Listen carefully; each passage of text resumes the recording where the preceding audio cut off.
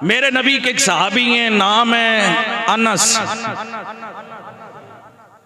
हजरत अनस रदियल्लाहु ताला अन्हु मेरे नबी के प्यारे सहाबी हैं। 10 साल मेरे नबी की खिदमत में गुजारे गए, रातों दिन मेरे आका करीम की बारगाह में रह गए। हजरत अनस फरमाते गए, जब अल्लाह के नबी मदीना आए उस वक्त मेरी उम्र 8 साल की। उस वक्त में 8 साल का तो मैं हुजूर की बारगाह में रहने लगा। एक दिन अल्लाह के नबी ने फरमाया, ओ अनस, ओ बेटे अनस। मैंने अर्ज किया हुजूर फरमाइए। फरमाया कि अनस, जब कभी वुजू टूट जाए फौरन वुजू कर लिया करो, हमेशा बावुजू रहा करो, बावुजू रहा करो।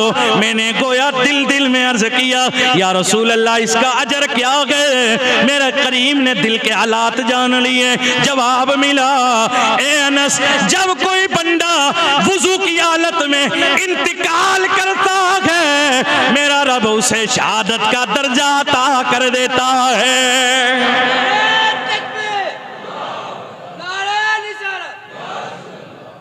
वुजू की हालत में बावुजू मरता है, ये नहीं कि जनाब शराब में लत पत होके मरे, चोरी करते हुए रगड़े में मरे,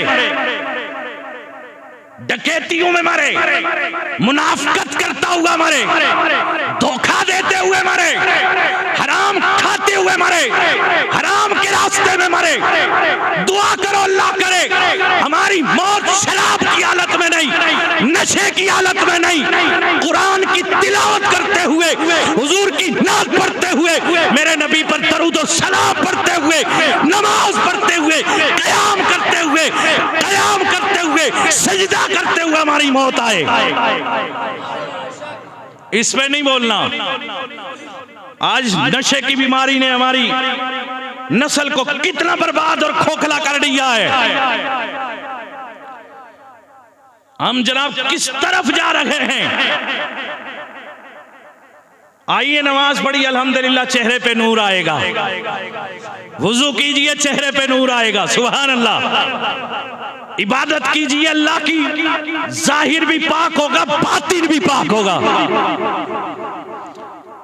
तवज्जो है?